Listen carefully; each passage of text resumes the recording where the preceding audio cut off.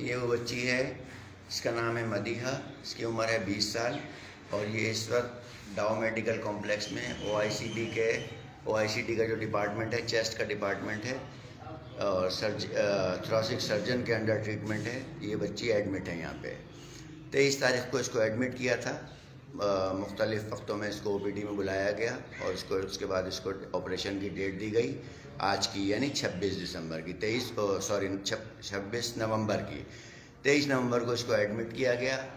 उसके बाद से मुख्तलिफ़ टेस्ट होते रहे सारे। 24 को इसका कोविड का टेस्ट हुआ और कोविड के कोई सिम्टम नहीं है, अभी तक भी नहीं है, ना पहले थे।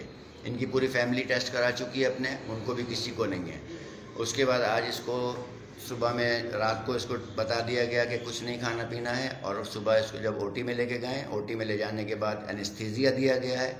एनेस्थीसिया देने के बाद इसके कट लगाया गया है, ऑपरेशन शुरू कर दिया गया।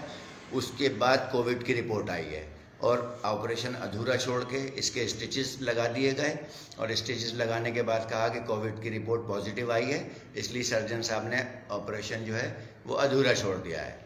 तो अब आप सबसे मेरी गुजारिश है, सोशल मीडिया के जितने भी एक्टिविस्ट हैं, कि इस वीडियो को ज़्यादा से ज़्यादा शेयर करें, इसको गवर्नर को पहुंचाएं, इसको वज़ीर आला सिंध को पहुंचाएं, वज़ीर सेहत सिंध को पहुंचाएं, प्राइम मिनिस्टर को पहुंचाएं और तमाम मीडिया ग्रुप से, मीडिया चैनल से रिक्वेस्ट है कि वो ओआईसीडी का विज़िट करें और इस बच्ची की जान बचाने की कोशिश की जाए, जो कि बहुत इस वक्त क्रिटिकल कंडीशन में है ये। और कोई